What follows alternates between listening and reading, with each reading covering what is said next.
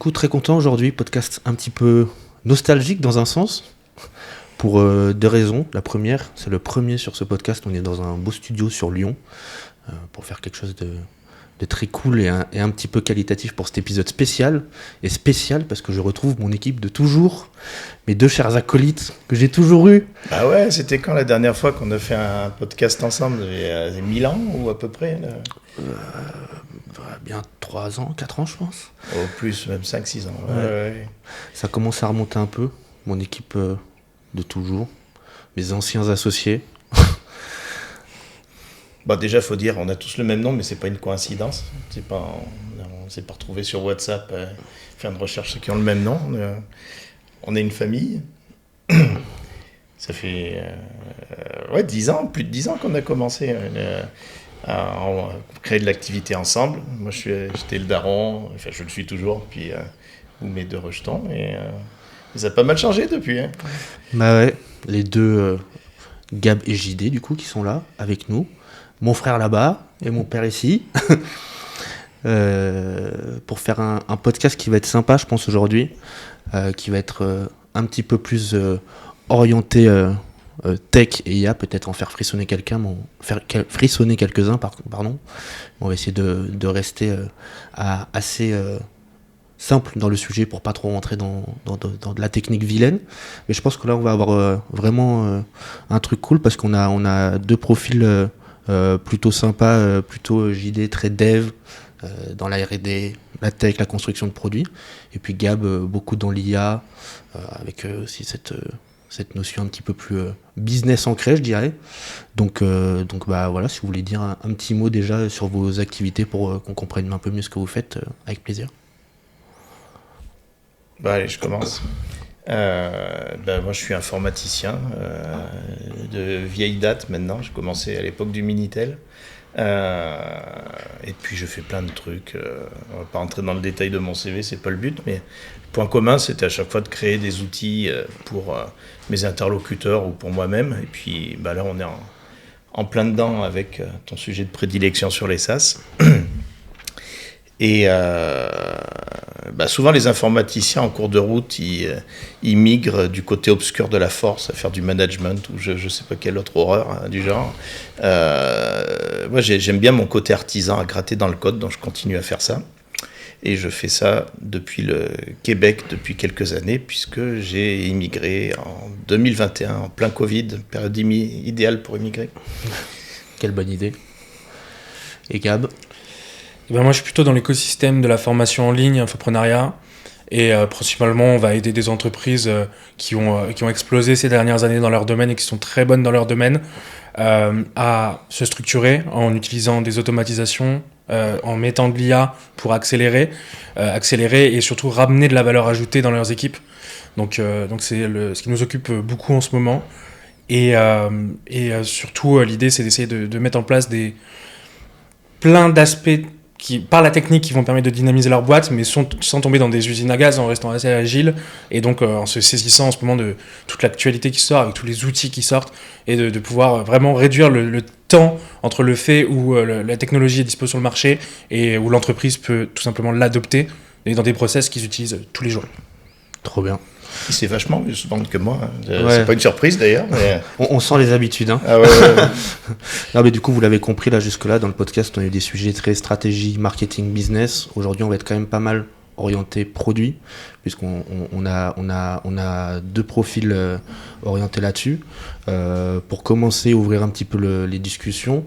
Vous, comment vous décririez votre rapport au SaaS aujourd'hui dans vos activités? Est-ce que vous en faites? Est-ce que vous pas?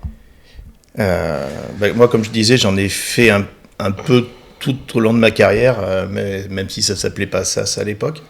Après, j'ai été impliqué dans des projets où on en faisait pour de vrai, on va dire, avec le vrai nom et tout. Mais moi, le truc qui me marque aujourd'hui, puis on aura le temps d'aller dans le détail là-dedans, c'est que techniquement, c'est super différent de les faire maintenant, quoi. Vous le savez, moi, j'ai toujours été un gars qui était dans le fantasme de créer des produits alors que je faisais du service. J'étais dans des agences web, des trucs comme ça, diverses structures où ça pouvait être en interne. Et là, en fait, je me faisais la réflexion il n'y a pas très longtemps que finalement, ça redevient sexy de faire du service à cause de l'IA ou grâce à l'IA, parce que les technos sont tellement différentes que on est beaucoup moins dans un truc besogneux, mais dans un truc où, comme le disait vachement mieux que moi Gab, on a un time to market très court. On peut créer des outils, faire du full custom ou faire des choses assez élaborées avec très peu de moyens, très peu de temps. Et je trouve que c'est une super opportunité en fait pour repenser du service différemment. Et puis un SaaS, ça va être complètement là-dedans, c'est de créer des outils pour des gens qui ont un besoin en particulier et qui souvent ça se met en juxtaposition d'un business existant. C'est ce que j'ai pu voir dans les vidéos que tu as fait précédemment. Et là, il y a énormément de choses qui changent et c'est une période super excitante pour quelqu'un qui est plus sur le côté opérationnel, à monter le produit une fois qu'on a réussi à le vendre, parce que tout est différent, tout est plus court, on peut jongler d'une hypothèse à l'autre très facilement et à un coût qui est super faible. Et moi, je trouve ça génial parce que avant, on était bloqué dans des tunnels de développement pas possibles où pendant des semaines, voire des mois, l'interlocuteur, il voyait rien venir et puis il pouvait paniquer et puis surtout son business pouvait changer, les opportunités étaient plus les mêmes et ça matchait plus à la sortie. Alors que là, on est vraiment beaucoup plus en connexion là-dessus. Le développeur n'est pas perçu comme un truc qui va durer des plombes et ça change beaucoup de choses.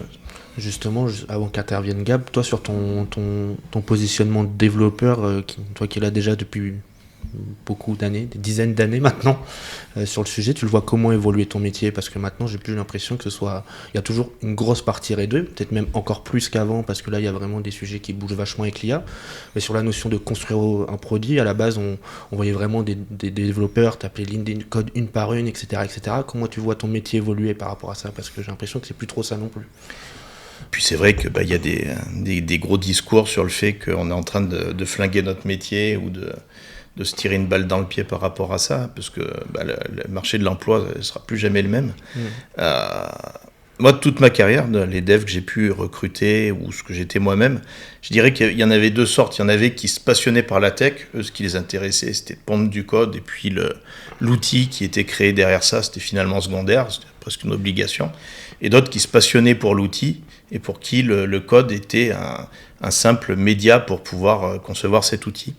Et autant je comprends que ceux qui se passionnaient par la tech se retrouvent aujourd'hui avec de la frustration, de l'angoisse, autant pour ceux qui, et moi j'étais un peu comme ça, moi ce qui m'intéressait c'était de forger des outils pour les gens. Et là c'est génial en fait, parce que on n'a même plus à se poser des questions, à se tordre la tête sur les technos utilisés et autres, puisque tout est énormément simplifié, pré-mâché, et on peut vraiment se concentrer sur ce qui, à mon sens, amène vraiment de la valeur, c'est dans quelle mesure on peut aider l'interlocuteur en face à ce qu'il aille plus vite, plus loin, plus fort, et que l'outil lui serve, soit vraiment un outil, quoi, et pas un boulet. Moi, je pense qu'il y a un truc qui est absolument génial. Non, je vais pas dire une bêtise. Non, je pense qu'il y a un truc qui est vraiment bien, c'est que ces dernières années, l'entrepreneuriat de manière générale, peu importe l'industrie, c'est énormément simplifié. Et donc, on a donné accès à des nouveaux profils. Et évidemment, moi, travaillant dans la formation en ligne, on est à fond là-dedans, avoir des profils très, très variés, donc qui amènent des datasets de connaissances très variés, qui arrivent avec des nouvelles méthodos, des nouveaux sujets. Et tout ça, en fait, on a énormément d'entreprises sur énormément de sujets différents. Et ça permet donc d'avoir des sujets de plus en plus intéressants à créer au niveau logiciel. Parce que plus il y a des personnes qui arrivent en disant moi j'amène mon sujet, ou j'amène ma méthode, ou j'amène ma façon de faire. Ça marche dans toutes les industries, même un plombier qui viendrait et qui dit moi j'ai un peu repensé mon métier, et vu que parce que plus de marge, parce que plus d'industrialisation dans le métier, ou n'importe quoi, ou plus de simplification, j'ai le temps et la présence d'esprit de me dire j'ai réinventé quelque chose.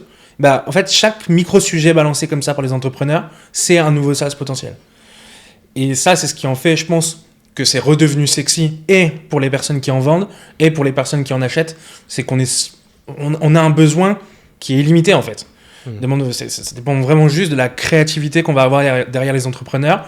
Et donc, aujourd'hui, plus que jamais, en fait, la vraie valeur derrière, ça va être la bonne personne sur le côté technique et construction, avec la personne qui, dans son coin, a ce dataset de connaissances, et de mixer les deux. Et je pense qu'aujourd'hui, c'est ça qui est fou, et qui donne ce truc un peu vertigineux, mais où il y a plein de portes à ouvrir. Complètement, et puis même sans parler de, pour le coup, la partie produit, surtout ces gens qui sont dans la formation, comme tu le disais un petit peu JD tout à l'heure, c'est des gens qui vont souvent aller mettre un SaaS en complément de la partie théorique qu'ils délivrent déjà. Et en fait, là-dessus, les clients, ils les ont déjà quasiment pour le SaaS. Donc même sur cette partie de lancement, finalement, on peut avoir quelque chose qui est beaucoup plus simplifié, on peut se créer beaucoup plus de certitude, parce que la communauté, elle est là, elle est proche de nous, les premiers utilisateurs, ils sont là, et on va vite pouvoir aller tester ça. Et donc ça, je trouve ça trop cool aussi, parce que sur le SaaS qui peut paraître de l'extérieur un sujet un peu qui fait peur, parce que ça paraît être un gros projet, etc. Je pense que si on cumule toutes ces bonnes méthodes, on arrive vraiment à atteindre quelque chose qui soit chouette pour lancer un truc propre, quoi. Ah, le comité communautaire, il est incroyable. J'ai un copain, on discutait de son SaaS. En fait, le cahier des charges, il l'a construit en story Instagram. Bah ouais. Il a posté Features 1, Features 2, Features 3. Il voyait les réactions et en une journée, il savait exactement ce qu'il fallait mettre dans le produit. C'est ça, exactement. C'est vraiment le truc où tout va plus vite, quoi. Et c'est vraiment pas le moment de rester trop sur ses acquis. Moi, je dis toujours en plaisantant pour me présenter, comme j'ai fait tout à l'heure, que j'étais de l'époque du Minitel. Et en fait, la plus grosse leçon de toute ma vie professionnelle, ça a été quand le Minitel s'est cassé la gueule et qu'Internet est arrivé. Et j'étais entouré de gens qui s'accrochaient à leur fichu Minitel, quoi. Ils disaient, il faut continuer à faire ça. Et l'Internet, ça marchera jamais. C'est le modèle économique, il n'y en a pas. Et j'avais eu la présence d'esprit à l'époque de dire, OK, il faut faire un virage à 180 degrés, on va le faire. Et puis, j'étais chanceux d'avoir pris cette décision, j'aurais pu prendre l'autre. Mais de voir tous les autres se casser la gueule, moi, ça a été une énorme leçon de vie pour moi. Il faut absolument rester souple et agile dans la façon de pouvoir s'adapter. Puis là, ça va tellement vite, mais c'est aussi super excitant, quoi. Une fois que tu as pris les vagues successives, tu sais, je regardais par rapport à mes anciens business d'agence web, rien que cette semaine, il y a eu 2 nouveautés qui changent tout, en fait. WordPress qui est passé avec un MCP server, c'est-à-dire qu'on peut plugger de l'IA à un WordPress. Et pareil, un MCP server sur les développeurs tools Chrome. Je ne vais pas rentrer dans le détail, mais c'est 2 trucs qui sont apparus cette semaine, qui sont sortis de rien. Et puis, rien que ça change fondamentalement un métier. Et là, tu te retrouves avec ceux qui arrivent à s'adapter et ceux qui restent accrochés à leur vieux truc. Et j'ai peur que ça soit compliqué. Après, tu peux avoir l'effet inverse qui est... de mon point de vue en tout cas, on a toujours peur du truc qui brille. Tu sais, tu t'intéresses 5 minutes à un projet, puis il y en a un autre mieux qui apparaît, puis au final tu fais rien parce que tu passes ton temps à switcher d'un sujet à l'autre. Et c'est tout l'enjeu en tout cas sur ma partie à moi, c'est d'arriver à la fois à être super hypé sur les nouveautés qui arrivent, tester sans arrêt. Il y a beaucoup de temps à passer à ça. Et en même temps, arriver à avoir un minimum de cohérence dans ce que tu délivres, quoi. Parce que si pour un de tes clients que tu accompagnes, on change 10 fois de techno entre le moment où tu l'as signé et le moment où on délivre le SaaS, ça va pas le faire non plus. Et donc, il y a vraiment un équilibre subtil qui est un peu le cœur de mes questionnements, moi, actuellement. Moi, j'ai une question à ton tour. C'est tes interlocuteurs, ils le vivent comment, ces changements? Ça leur fait peur ou au contraire, ça les rassure sur le côté time to market plus court? Ce qui leur fait peur, moi, j'ai l'impression, c'est que ça va très vite et qu'ils ont peur de louper le coche. C'est peut-être un peu moins le cas maintenant, mais tu as des gens souvent qui voient les choses évoluer très vite, qui sont pas forcément dans le milieu. Et du coup, en général, ils ont une petite inquiétude par rapport à ça. En revanche, à l'opposé, j'ai beaucoup de retours où les gens ils me disent, et puis ça se voit, c'est factuel, que l'IA, ça permet d'accélérer des choses, ça permet de faire des choses plus facilement. Et donc, un peu comme on l'a eu les dernières années, quand Internet est arrivé, quand les réseaux sociaux sont arrivés, quand la crypto-monnaie est arrivée, c'est un peu le nouveau phénomène qui est plus qu'à la mode, puisque là, il est réellement concret, où pour moi, c'est se tirer une balle dans le pied que de ne pas aller là-dessus. Et pour le coup, dans ces interlocuteurs-là, dans les gens de la formation du business en ligne, j'ai l'impression que la conscience est là. La question, c'est plus qu'est-ce que je mets en place, qu'est-ce que je peux avoir, qu'est-ce que je mets comme accompagnement qui va me pouvoir permettre de rentrer là-dedans de la même manière, sans pour autant, comme tu dis, en faire trop ou partir dans tous les sens, j'ai l'impression. Il y a aussi le sujet du FOMO quand même. C'est-à-dire que cette impression de ça va vite, je vais passer, mon tour va passer, je vais pas avoir l'opportunité de mettre en place mon logiciel ou quoi. C'est aussi beaucoup le jeu du milieu de la création de contenu où ça donne ce ressenti de tout simplifier à l'extrême, de tout, de ce truc de vitesse, de l'accentuer aussi à l'extrême. Et la vérité se trouve entre les deux. Il y a des choses qui sont effectivement très rapides à mettre en place, mais ça n'a pas ce côté magique comme on pourrait le percevoir. Donc c'est ça qui crée un peu ce FOMO de il faut que j'y aille, je suis en panique. Mais ça donne aussi, c'est ce qui pousse au passage à l'action, donc ça amène quelque chose, ce FOMO. Maintenant, après, quand on passe dans la phase de ok, je vais le faire, on se rend compte que l'univers est un petit peu différent et que les enjeux sont différents, pas moins intéressants, mais qu'on va vraiment créer un produit. Donc, comme on va le créer, ça veut dire qu'on va structurer comme une entreprise, même si c'est un produit qui est interne à une entreprise actuelle. Donc, on va repartir de la cible, on va repartir sur les fonctionnalités clés, sur comment on va le distribuer. Et tout ce qui est autour de l'IA aujourd'hui va nous aider à accélérer chacune des étapes et surtout à en faire plus. Et je pense que c'est le point principal, c'est de dire ok, on va plus vite, mais en fait, ça ne doit pas nous servir à faire pareil qu'avant en moins de temps, mais juste à dédoubler, tripler, quadrupler les actions qu'on va mettre en place, qu'elles soient sur le produit ou qu'elles soient surtout sur la distribution du produit derrière, en fait. La distribution et la promotion. Sur cette mise en place-là, tu vois, moi, je le compare un petit peu à l'époque où on a commencé à avoir les premiers outils no-code qui sont arrivés. Objectivement, l'objectif d'un outil no-code, c'est que des gens qui ont un business en ligne comme ça, ils puissent effectuer des tâches par eux-mêmes, effectuer certaines choses, la création de sites ou autre, par eux-mêmes, sans avoir forcément à dépendre d'un développeur. Sauf qu'objectivement, il y a des prestataires qui se sont mis sur ce sujet-là, et les gens, ils sont allés chercher ces prestataires-là, ils sont allés chercher cet accompagnement. Et pour moi, je vois un peu le même prisme avec l'IA. C'est qu'autant il y en a, il y a des trucs qui sont assez évidents avec ChatGPT, etc., qu'on peut faire, mais sur des sujets plus pointus comme ça, c'est exactement le même prisme. Il y a des gens qui veulent s'améliorer, avancer sur le sujet, et ils vont se faire accompagner de la même manière sur ces prestataires. Le tout, c'est d'avoir le bon positionnement autour de ça, j'ai l'impression. Et tu as des gens qui sont très bons dans l'identification de la problématique et structuration de qu'est-ce qu'on va faire pour répondre à ça. Des gens qui sont très bons à distribuer. Et en fait, en général, les gens qui sont très bons à distribuer, ils n'ont pas envie de concevoir. Les gens qui ont la vision, ils n'ont pas forcément envie d'avoir l'opérationnel de la conception, mais plutôt d'avoir ce truc d'être ok, je suis là, je donne mon avis, je la structure, et après, je ne veux pas m'en occuper parce que toutes ces personnes qui ont une expertise, elles ont cette expertise métier. Après, il y en a aussi qui sont un petit peu curieuses et qui ont dit j'ai envie de voir un petit peu par moi-même. Mais en général, une personne qui possède une expertise à l'amont ou avant ou après la création va rarement vouloir rentrer dans le comment en fait. Ouais. Puis je trouve que c'est ce qui fonctionne le mieux, tu vois, d'avoir vraiment quelqu'un qui a le cerveau, qui a la méthode ultra établie. Nous, on a des exemples d'outils qu'on a montés avec une méthode qui était ultra claire, ultra processée. Et en fait, ça fait coupler à quelqu'un qui a la force de création d'un produit, qui sait le faire correctement, on obtient des résultats qui sont magnifiques. Je pense sur ces terrains-là, encore plus du SaaS, c'est difficile d'aller soi-même essayer sur tous les terrains, essayer de faire les choses et d'améliorer les choses. Je pense qu'il faut que chacun garde son expertise là où il l'a, et c'est là qu'on atteint vraiment le summum de ce qu'on peut avoir, je pense.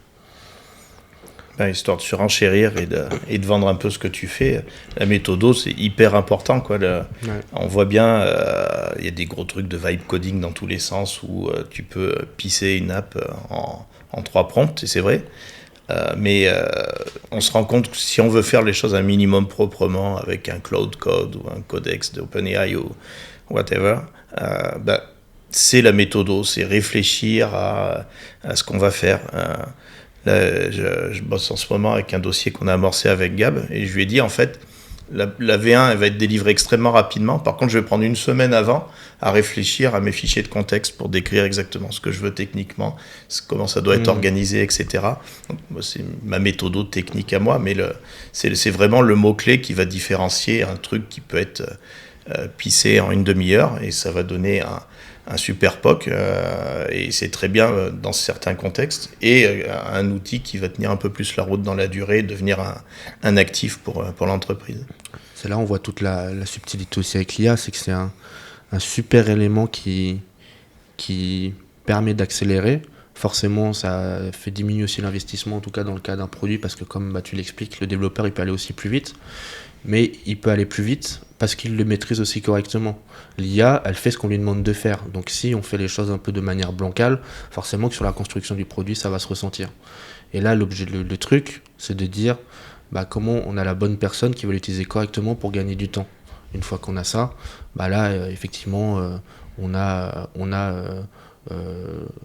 le produit qui sort, on en est satisfait parce qu'il correspond à ce qu'on veut. Et justement, c'est ce truc de l'IA qui dit on arrive grâce à ça à mettre moins de temps, donc l'investissement est moins gros. Et donc c'est pour ça qu'aussi les gens vont de plus en plus sur ces sujets SaaS, parce que on arrive à obtenir ça et à lancer ça rapidement sans trop se casser les dents, quoi.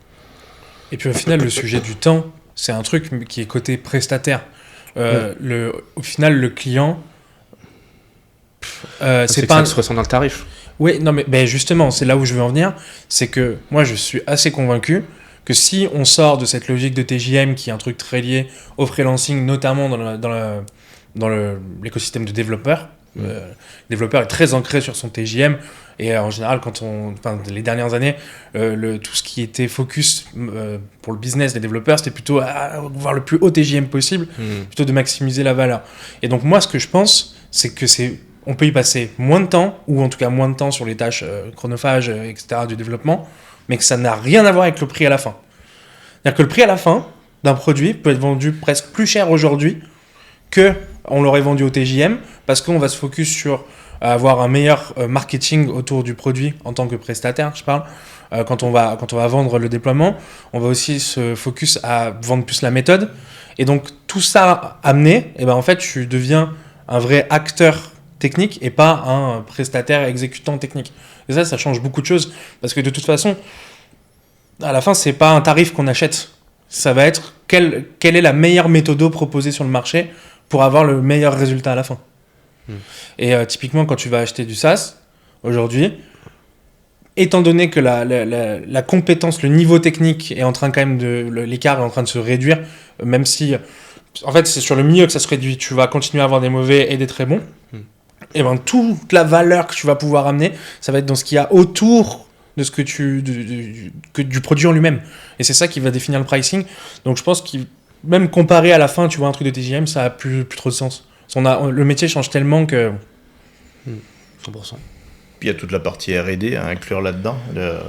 En tant que prestataire technique, tu es obligé d'inclure dans ton modèle économique de passer beaucoup de temps à tester les outils, parce que tu peux très vite te retrouver à la ramasse, parce que pour le coup, techniquement, ça va super vite et qu'on est sur de la remise en question permanente. Donc, je suis plein en phase sur le fait que les modèles économiques, ils sont en train d'être revus. Et puis, finalement, pour le mieux, on parle de quelle valeur va t'amener ce SaaS, et le prix va être en fonction de ça, ce qui est très bien. Et au final, on sort du métier de l'artisanat, mais je pense qu'on sort par la grande porte, si on peut dire, parce qu'au final, c'est une belle transformation. C'est comme si demain, je reprends un exemple de la plomberie, tu avais un super robot qui vient et qui devient le meilleur plombier du monde, le métier changerait complètement et passerait d'une autre phase de l'artisanat vers autre chose, et c'est ce qui est en train de se passer dans le développement aujourd'hui. Et pourquoi c'est bien pour les clients ? C'est parce que c'est vachement plus accessible, pas qu'en termes de prix, mais en termes de compréhension aussi. De dire, aujourd'hui, c'est plus facile d'avoir du temps avec son prestataire pour échanger sur les besoins, pour aller développer l'idée, retirer le fil de l'idée.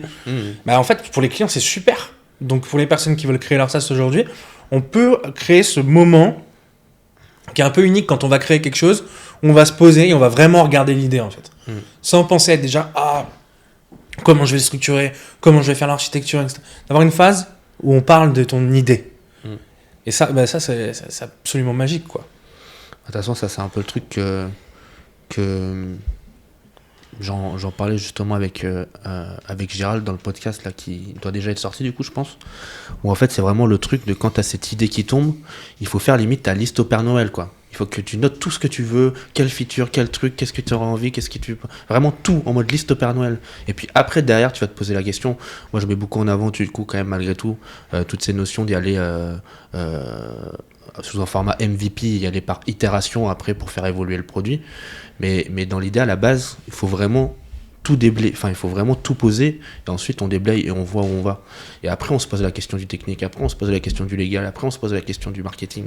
Mais il y a vraiment cette phase où il faut, je pense, aussi profiter encore plus maintenant de ça, de pouvoir se dire, bah là, je pose tout et je mets tout ce que j'ai envie et puis on voit ce qu'on fait, quoi.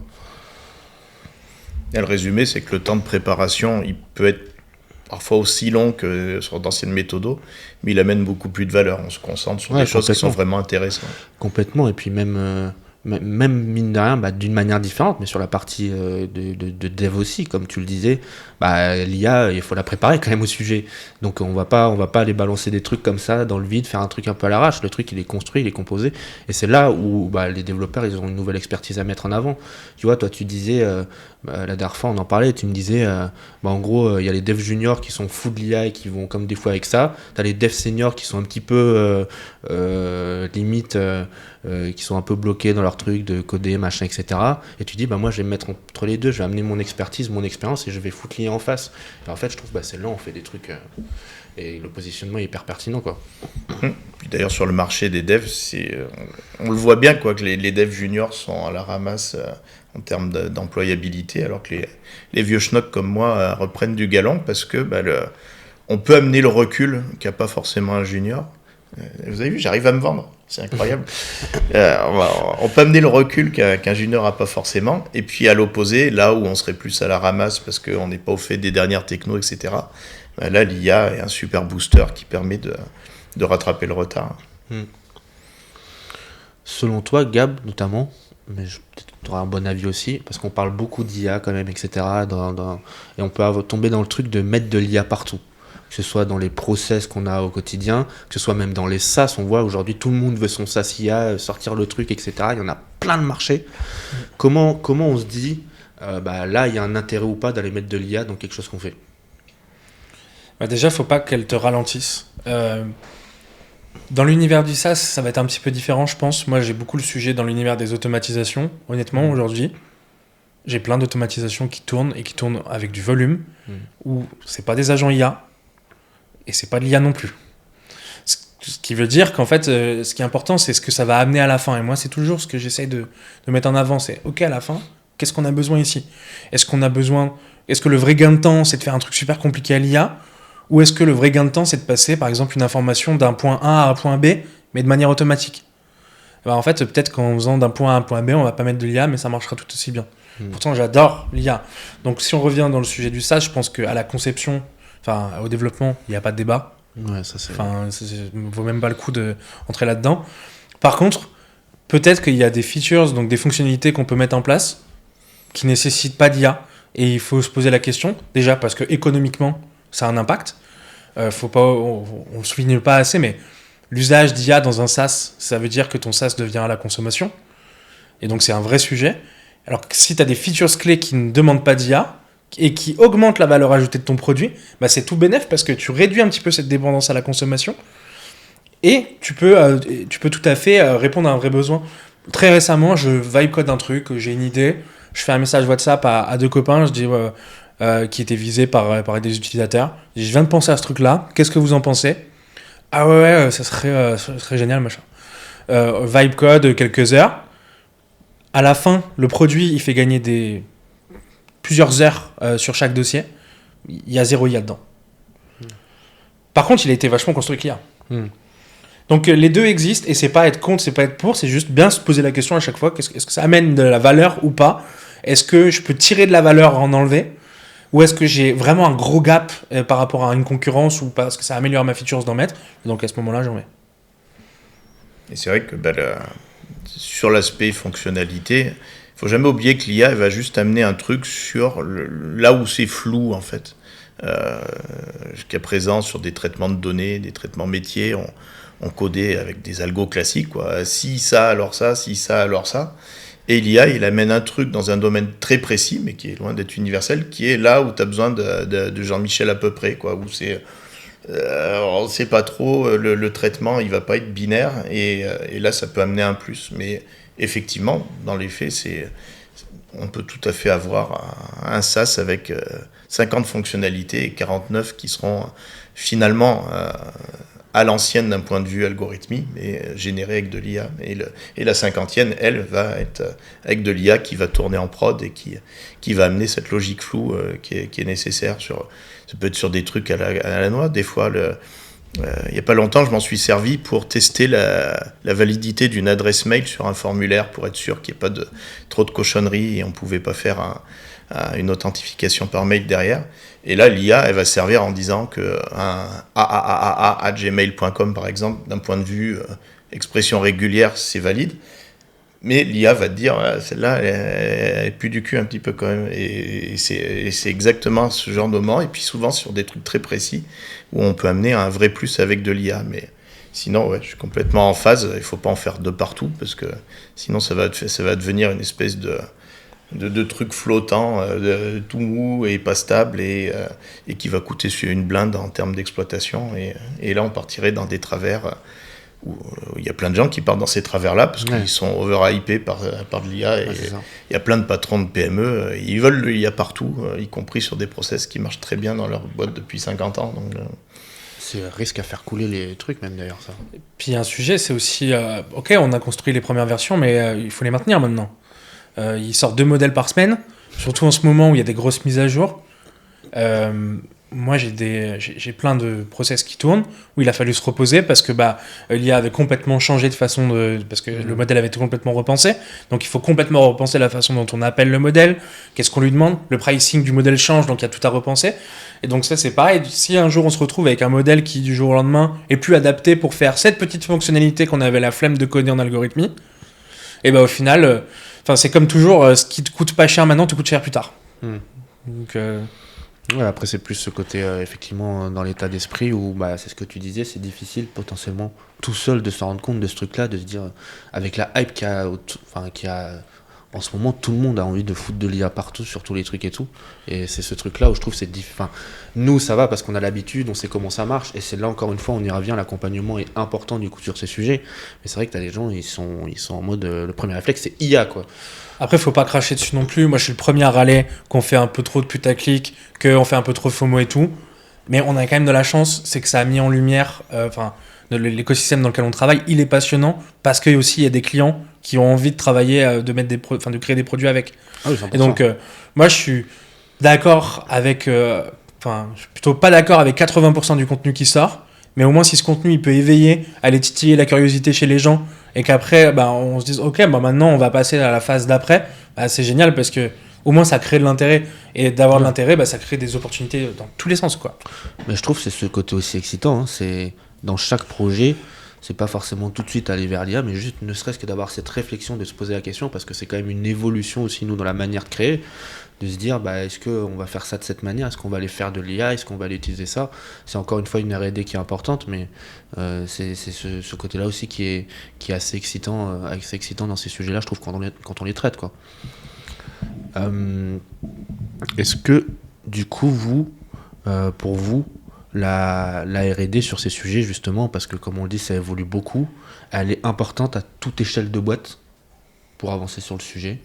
Ou alors est-ce que c'est vraiment sur des plus petites boîtes, il faut y aller en gros à l'opportunité sur le besoin qu'on a pour faire évoluer les choses Moi je dis toujours, il faut apprendre à travailler avec l'IA, mais il faut aussi apprendre faut le temps que les boîtes et les équipes apprennent à travailler, c'est un espèce de mix. Donc j'aime bien dire qu'il faut y aller à pas à pas. Ce qui est important aujourd'hui, c'est de mettre le pied dans la porte, de l'intégrer à différents niveaux dans son entreprise, que ce soit pour développer un nouveau produit ou en ce qui me concerne dans ce que je fais au quotidien, plutôt pour dire là on va gagner du temps, là on va gagner de la performance, mais de commencer à réfléchir comme ça. Donc en fait ça devienne dans des habitudes et que les boîtes prennent l'habitude de travailler comme ça in fine. Dit en fait aujourd'hui votre objectif c'est peut-être pas de mettre la grosse usine à gaz, c'est de commencer à faire que vos équipes réfléchissent comme ça, que vos produits se développent autour de ça. Et déjà, vous aurez de l'avance dans la suite. Et justement, parce qu'à l'inverse, du coup, on a ces boîtes qui veulent absolument à tout prix mettre de l'IA. Mais je pense qu'il y a quand même un petit peu un sujet éthique aussi, sur des boîtes qui sont plus petites, qui s'estiment peut-être plus humaines, entre guillemets. Comment tu mets ça en place? Parce que j'imagine qu'il y a des fois, quand tu arrives dans une boîte et que, les gens peuvent se dire, ah là là, on va me replacer, comment je vais faire, tu vois? Comment tu gères ce truc-là, quoi? Moi, déjà, je mets pas le truc sous le tapis. En général, on sort un peu du sujet du SaaS là, mais quand moi je bosse dans des équipes, je vais avoir un moment où je vais avoir tout le monde. On va dire, on va se parler clairement, parce que, en fait, moi j'ai besoin que les gens me parlent en m'expliquant leur métier. Et si les gens se disent, ok, en intégrant de la tech, je vais me faire virer, en fait, on va passer à côté de la valeur. Donc on va essayer déjà d'expliquer aux gens que l'IA, et qu'elle soit dans le SaaS ou qu'elle soit dans un process ou n'importe quoi d'autre, sa fonction numéro 1, ça va être de permettre de mieux rééquilibrer le temps passé et la valeur que la personne va pouvoir produire, mais aussi donc la valeur que la personne va percevoir d'elle-même. Ce que j'explique tout le temps, c'est si là, moi je vous enlève cette tâche-là, mais que par contre, vous avez cette compétence et que vous la faites 10 fois plus, donc votre impact il est 10 fois plus haut, est-ce que votre niveau d'épanouissement et de bonheur il sera plus haut? Évidemment que oui, parce qu'on préfère faire ça que n'importe quoi, classer quelque chose, aller faire des résumés, je dis des exemples bateaux pour illustrer, mais... Et donc en fait, de bien comprendre que ce qu'on va faire, c'est pas remplacer, mais retrouver, réinventer un équilibre, et donc ça marche aussi dans le produit, en général, ça détend. Ouais. T'es plus à l'aise. Puis l'accompagnement au changement, c'est un truc qui est aussi vieux que la notion d'entreprise et de management, quoi. Ça a toujours existé. C'est vrai que là, on a l'impression assez légitime qu'on révolutionne pas mal les choses en ce moment, mais imaginez je sais pas, le métier de la comptabilité dans les années 60, puis après l'informatique qui est arrivée, ça avait strictement rien à voir, quoi. Vous pouvez avoir des open space entiers de gras de papier qui écrivaient à la main toutes les opérations, y compris dans les banques, etc. Et on a automatisé tout ça.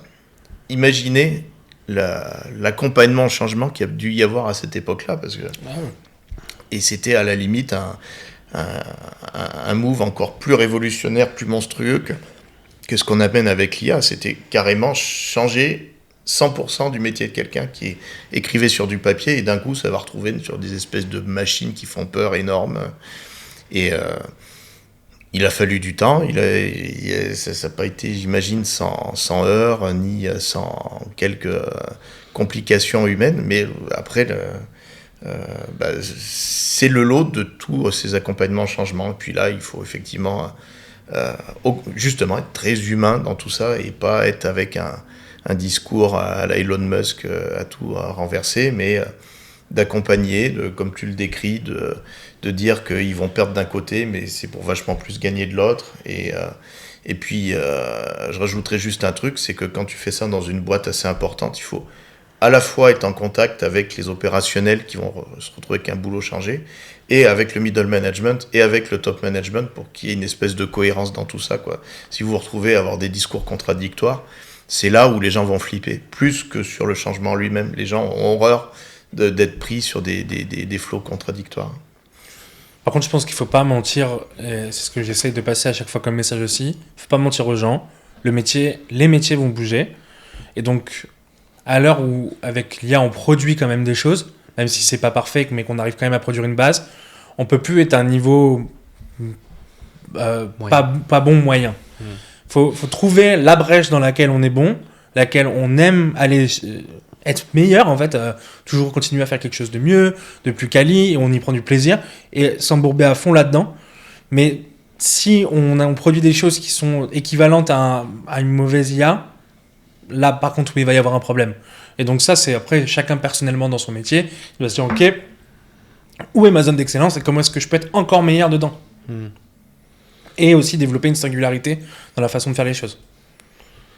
Du coup, pour toi, l'IA, elle permet de pousser encore plus la créativité qu'avant? Ça la tue pas? Déjà, on voit que l'IA en elle-même n'est pas hyper créative. Ouais, mais c'est que par exemple, je vois aujourd'hui sur le marché, tu prends ne serait-ce que la création de contenu. Ouais. Le nombre de trucs qui sont faits en IA, j'ai l'impression que tu fais pas l'effort, ou que tout le monde va là-dessus, quoi. Il y a plus vraiment d'originalité, vraiment de trucs qui sont... du coup, à l'inverse, si tu es très singulier, ça va ressortir plus facilement. Ouais. C'est ça qui est bien. Mais c'est que du coup, il faut avoir ce switch d'état d'esprit là, alors. Ouais. De se dire, vraiment, le défaut l'IA m'aidera, mais après, il faut que j'aille vraiment pousser plus loin dans mes retranchements pour chercher T'avais l'exemple de... tu sais, quand ChatGPT, il y a eu le phénomène de mode où on pouvait générer son avatar façon manga. Et plein de gens ont hurlé sur le fait que ça tuait la créativité. Mais en fait, en interne, je ne sais plus quel est le nom de l'auteur japonais qui a été copié ainsi, mais lui, il a déjà un business où il paye des centaines, voire des milliers de dessinateurs pour reproduire son style. Il n'y a pas de créativité là-dedans. C'est juste que l'IA, effectivement, va faire le boulot que faisaient ces gens qui étaient payés pour reproduire un style. Et pareil, là pour le coup, il y a plein de gamins qui se retrouvaient à imiter ces mangas-là et quelque part ça a tué ce truc-là, ce qui est dommageable, mais c'est pas de la créativité. Ouais, mais là-dessus je suis d'accord, mais c'est plus dans ce truc-là où on cherche peut-être à aller innover un petit peu. T'as vite des gens qui même dans l'innovation peuvent se retrouver, j'ai l'impression, à en gros aller sortir des trucs de l'IA, c'est basiquement quoi. Parce que tu cherches à faire 100% du truc par l'IA. Alors que tout le sujet, c'est de cultiver une singularité et une part créative, mais par contre, le reste soit délégué. Et si tu donnes un très bon input créatif à une IA, elle te sortira, avec évidemment les bons prompts, les bons posts, les bonnes ressources, machin, te sortira un post très bien.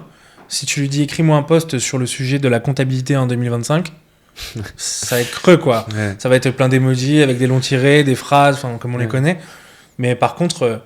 il y a plein de posts sur les réseaux qui ont été écrits assistés par IA, on va dire comme ça, assistés par IA, mais où tout l'arc créatif était de l'auteur et de la singularité, il n'y a aucun problème. Ouais, c'est là on voit qu'il y a tout un gros enjeu vraiment à guider l'IA, à être très précis dans ses instructions, et puis c'est là qu'on va en retirer quelque chose, avec beaucoup de contexte aussi. Et puis c'est aussi une manière, si on parle de création de contenu, toi tu vois, avec le contenu que tu crées, il va y avoir tellement de spam. Parce que on voit avec les vidéos, maintenant c'est bon, on arrive à générer de la vidéo, des choses qui seront full IA, que cette authenticité-là, elle va continuer à fonctionner. Ouais, bah oui, 100%. Moi, c'est ce que je vois, et c'est ce que je fais aussi, c'est que en fait, moi, l'IA, là-dessus, je le vois vraiment comme un assistant, et surtout, c'est un assistant pour moi qui est plus dans les phases d'idéation, de structuration, de stratégie. Bon, en général, la production, c'est toujours moi qui la garde, et c'est là que tu as le côté authentique, je trouve. Mais même dans la production, avoir une intervention d'IA, la question c'est à quel moment. En fait, les sujets, c'est pas toujours 0 ou 1. Peut-être que... Est-ce que si une IA, elle corrige les fautes d'orthographe d'un poste, on dit que l'IA, elle est intervenue dans le poste ou pas ? Bah, dans les faits, oui. Ouais, bah voilà. Donc, c'est peut-être qu'il y a des gens qui l'utilisent parce que ils n'arrivent pas à faire certaines tournures de phrases, et du coup, 100%. Ça fait la tournure de phrase. Ouais, 100%. J'ai l'impression que ceux qui faisaient ce boulot-là de manière un peu laborieuse, ça restera laborieux et ils auront moins de travail à faire.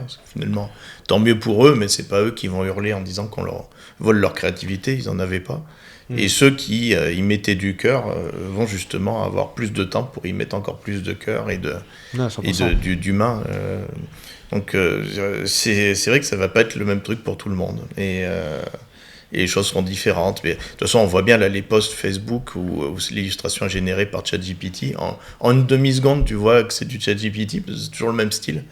Et c'est là où, effectivement, se sortir de ça va être en amenant encore plus d'humains, quoi. C'est presque paradoxal, mais c'est ça qui différenciera. Ou pas, ou en l'utilisant, mais sur des supports où on n'a pas l'habitude de les voir. C'est toujours pareil, si tu fais quelque chose quelque part où personne ne le fait, c'est n'importe quoi. Là, on voit pas des images ChatGPT sur des 4x3. Si demain, il y a une boîte qui le fait, elle va ressortir. Parce que personne ne le fait. À l'inverse, si tout le monde se fait faire du 4x3 avec ChatGPT, ça marche plus. Donc... c'est l'authenticité. Mais ça va venir aussi créer... Ça qui est cool quand même avec l'IA, c'est que ça vient aussi créer plein de compétences. Genre, il y a un truc qui est absolument génial, je trouve. C'est que ça nous force à apprendre à expliquer ce qu'on veut. Parce que... En fait, bien utiliser l'IA, et donc ça marche aussi quand tu vas créer ton SaaS pour faire les fonctionnalités, notamment quand tu fais des fonctionnalités de chat. De faire des prompts, c'est un peu comme quand on faisait des process avant pour les délégués, mais là, on va apprendre à bien expliquer, à se dire que bah oui, les gens sont pas dans ma tête, et donc oui, ce détail, si je le précise pas, elle peut pas l'avoir. Et j'avais fait un exercice comme ça dans une conf que j'avais donnée, où on faisait un prompt progressivement, et à chaque fois on rajoutait un mot. En fait, on voyait qu'à chaque fois qu'on rajoutait le mot, on se rapprochait du résultat. Mais ça, c'est génial parce que tu peux le transposer aussi dans la vie de tous les jours, à l'inverse. Donc, tu apprends sous IA à avoir de meilleurs résultats, à mieux expliquer. Et du coup, quand tu fais quelque chose avec un client, avec un prestataire, avec un collaborateur ou quoi, bah, tu peux réappliquer la méthode et du coup obtenir aussi de meilleurs résultats parce que bah, tu as été obligé ou tu as eu envie d'apprendre à prompter. Bah, tu peux aussi prompter une demande dans la vie de tous les jours et ça, c'est vraiment bien. Et pour faire l'avocat du diable, même si je pas forcément vraiment un truc par rapport à ça, est-ce que t'as pas l'impression à l'inverse que des fois on fait trop les choses sans comprendre ce qu'on fait du coup? Moi, j'ai pas cette impression. Par contre, dans les trucs négatifs, j'ai une autre impression, c'est la flemmardise du cerveau. Ouais, moi c'est ça qui me fait peur, moi. Là, je vois bien que plus je l'utilise, plus il y a des... Bah, un truc bête, j'écris vachement moins bien qu'avant avec le clavier. Parce que maintenant, je vois bien que même si mon mot, j'ai inversé 2 trucs ou quoi, elle comprend ce que je veux, mes conversations de ChatGPT ne ressemblent à rien. Et ça, j'ai des petits trucs de flemmardise. Ça, c'est plus mon point d'alerte. Mais ça va aussi avec la consommation des contenus courts, avec, tu vois, plus tu vas regarder des shorts, plus tu vas avoir de mal à te concentrer. J'ai un peu la même impression avec l'utilisation de l'IA, quoi. Ouais, surtout ChatGPT, moi j'ai l'impression qu'il y a une dépendance qui se crée à ce truc, genre... Enfin, c'est pas tout le temps ce que j'utilise pour avoir mon résultat fini, mais limite, la moindre action, le moindre questionnement que j'ai, tout de suite, ChatGPT, paf, paf, paf, avant même de réfléchir moi-même, tu vois. Genre ça, c'est presque flippant, tu vois. Ce qui est un peu problématique derrière, parce qu'il y a plein de sujets, on se dit, ok, c'est mon ChatGPT, il a dit ça, mais c'est complètement faux la réponse. C'est de fou, complètement. Et dans mon métier, moi, ce qui apparaît le plus, c'est... on le connaissait déjà avant, ce phénomène. On faisait une V1 en quick and dirty, et puis on se disait, de toute façon, on le fait vite, et puis on va réécrire au propre plus tard. Et en fait, on le faisait jamais, et tu te retrouvais en fait avec une V1 qui progressait dans le temps, avec des patchs, et qui devenait de plus en plus horrible, parce que les bases étaient pas bonnes. Et on a le même risque, mais décuplé, avec les MVP ou les POC qu'on pourrait sortir en vibe codant. Tu peux vibe coder un truc complètement, mais même si c'est pas une règle absolue, et même si vous serez peut-être pas d'accord avec moi là-dessus, mais pour moi, un truc vibe codé est jetable systématiquement. Il faut le jeter. Il est là pour prouver un truc, il est pas là pour être un actif d'entreprise.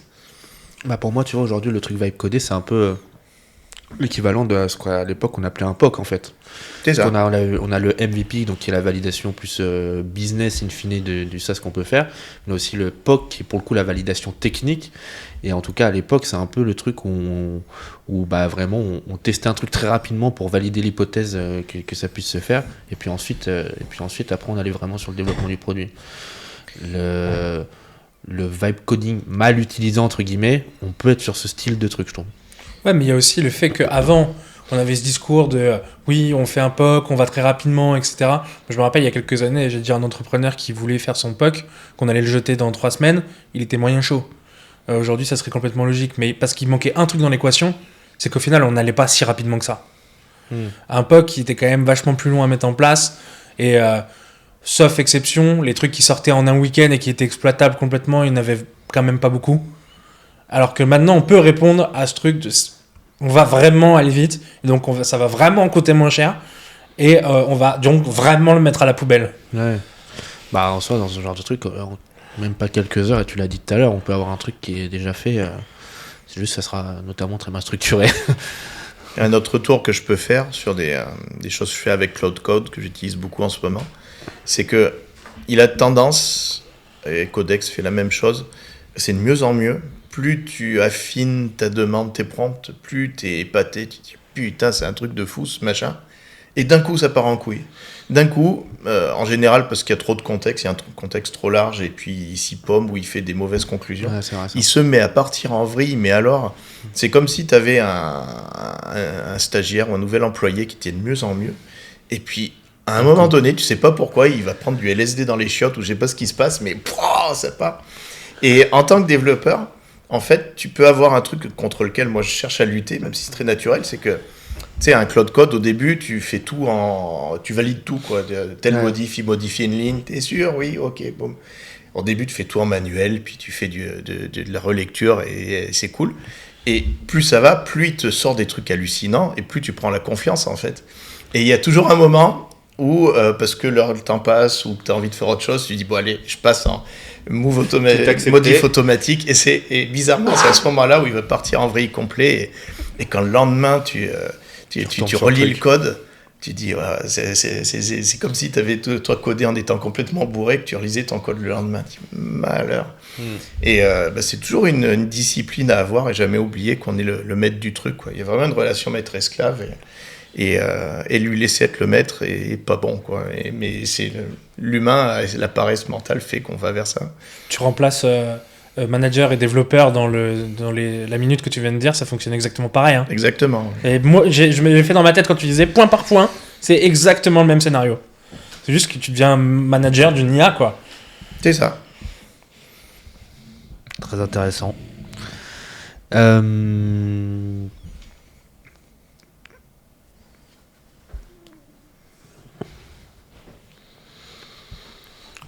Selon vous, du coup, sur toutes ces sujets quand même où on utilise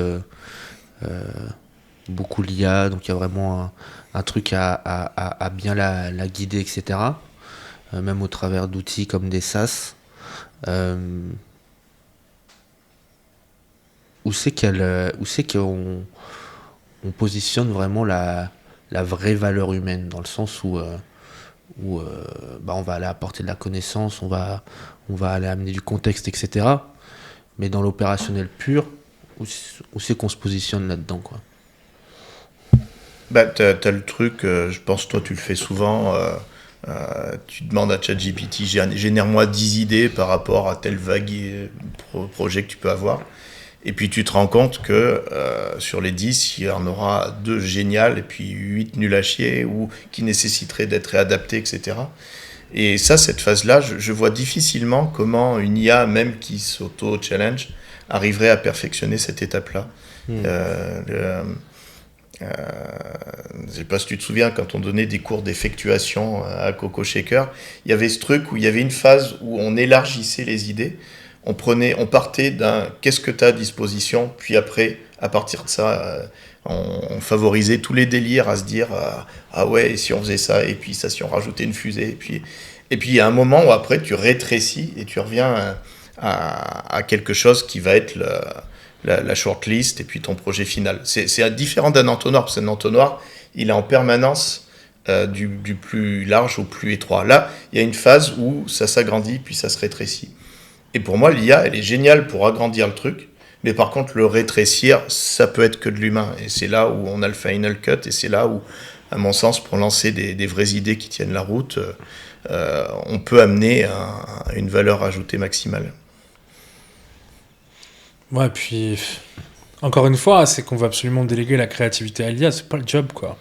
Enfin, faut pas oublier que ça reste une technologie aussi intelligente qu'elle puisse paraître être, mais c'est dans le nom intelligence artificielle. Elle est intelligente, mais pour des choses où on lui demande quelque chose de précis, comme je disais tout à l'heure, apprendre à demander. Et en fait, la créativité, c'est l'inverse d'une demande précise. Ouvre toutes les portes possibles. Alors oui, ça peut être cool pour aller effectivement ouvrir des portes, tirer un peu le fil de l'idée. Ah ouais, cet axe-là, et après je creuse cet axe, etc. Mais l'humain, il va rester à tout ce niveau-là de créativité. Par contre, au risque de répéter ce qu'on disait avant, mais sur le point de vue opérationnel, de moins en moins pertinent, et c'est pour ça qu'il y a quelques minutes, j'expliquais qu'il ne faut pas mentir aux gens. Sur l'opérationnel, plein de trucs qui vont devenir aberrants de continuer à faire. Mais c'est pas forcément grave. Enfin, moi, je pense pas. Et pour donner un autre exemple sur la créativité technique, pour peu que la technique puisse être créative, je m'étais amusé il y a quelque temps à challenger des modèles en disant imagine une autre façon d'architecturer une application que le classique modèle vue contrôleur que tu as appris à l'école, que tout le monde pratique. Et en fait, il n'a pas su. Parce que tout son apprentissage s'est fait sur des choses qui étaient humaines à la base, quoi, qui ont été inventées par des esprits intelligents et qui l'ont documenté, etc. Et il y a fait que faire un très beau boulot, mais ça reste du boulot de recyclage et d'assemblage de choses existantes. De la même manière que quand on fait un choix technologique, un des critères qu'on va avoir maintenant, c'est pas quelle est la meilleure techno, c'est quelle est la techno la plus documentée sur Internet. Et donc, où l'IA a été le plus entraînée dessus. Parce que tu peux avoir un truc génial, mais où l'IA sera très mauvaise simplement parce qu'elle n'a pas assez de modèles d'entraînement. Et tout ça, ça ramène au fait que c'est quand même de l'humain à la base de tout ça. Après, ça amène des inquiétudes sur, mais si Internet, ça devient généré par l'IA à 90%, comment elle va trouver ces sources de nouveaux trucs intéressants? Et c'est justement à nous d'y répondre en fait. C'est ça, voilà. C'est là où l'innovation elle va être gardée par nous. Et je pense que on en parlait du modèle, du business model d'une agence de service tout à l'heure. Il faut impérativement qu'il y ait dans le modèle inclus de la R&D, beaucoup de R&D, que les mettent inclus, qui fassent de l'open source, qui s'éclatent, qui créent. Et en plus, je pense que c'est très bon pour l'équipe parce que on va avoir des devs qui vont s'amuser plus que simplement pisser le même WordPress à longueur de temps. Et il n'y a que comme ça qu'on va pouvoir avoir des choses qui vont continuer à alimenter la machine. Et puis après, il y a des cartes aussi qui vont se rebattre. Moi, je prends toujours l'exemple des péagistes. Avant, donc, il y avait des personnes qui étaient dans les cabines de péage, qui étaient là pour prendre ta monnaie et t'ouvrir le péage. Est-ce qu'aujourd'hui, on se pose une fois la question de, est-ce que j'aurais besoin d'un péage? Enfin, c'est bizarre qu'il n'y ait pas de péagiste. Non, c'est ancré. Et moi, je pense que ça va être exactement la même chose. Et vraiment, faut pas. Et les gens feront autre chose. Et comme les péagistes, là, peut-être qu'ils sont au truc de gestion du TPH, tu vois. J'en sais rien. Mais ça va se faire aussi. Ça va s'implanter tranquillement. Les changements vont s'opérer et ça va être très naturel. Chacun va retrouver sa place. L'humain sait aussi très très bien quand même se réinventer. Moi, je suis peut-être trop optimiste, mais je pense que les choses vont se faire pas d'une rupture brutale comme on pourrait l'imaginer. Mais plus, c'est la société va apprendre, comme tout à l'heure j'expliquais, que les entreprises, il fallait qu'elles apprennent tranquillement à bosser avec l'IA. La société va apprendre à s'adapter avec l'IA, avec son lot d'enjeux, qui soient l'enjeu des données, les enjeux de sécurité, les enjeux de fiabilité des données, et tout ça. Mais c'est des choses sur tous les niveaux qui vont venir tranquillement se structurer dans la société, et ça va prendre quelques années. Parce que c'est pas parce qu'on a la disponibilité technique qu'on est prêt à l'implantation. On l'a vu, les trucs d'Internet, ça a pris des années, alors que techniquement, on savait déjà le faire, à venir s'implanter dans plein de sujets de tous les jours. Et on continue à en implanter aujourd'hui, alors que c'était prêt il y a 10 ans. C'est pareil, ça va se faire, je pense, de manière tranquille. Ouais, pour le coup, je suis assez persuadé aussi que, et même dans le développement, sur ce que tu racontes, je pense que c'est assez ce qu'on retrouve, que l'IA, elle n'en est pas encore temps au moment où elle remplace 100% les métiers, tu vois. Elle les réinvente, c'est vrai. Elle permet de se focus sur vraiment là où il y a de la valeur à ajouter. Mais sinon, c'est plus ça, voir qu'elle en crée sur certains aspects. Et c'est là où je trouve qu'il y a un point intéressant. Mais c'est pas forcément lié à ce que l'IA est capable de faire, c'est à quel point on est prêt. Est-ce qu'il y a des boîtes qui vont commencer maintenant à en implanter et tranquillement dans les 10 prochaines années le faire? Oui. Est-ce qu'il y a des boîtes qui vont être 100% sans IA et qui vont certainement être valorisées à 1 milliard, ou il y en a déjà, mais qui auraient que des salariés IA? Oui.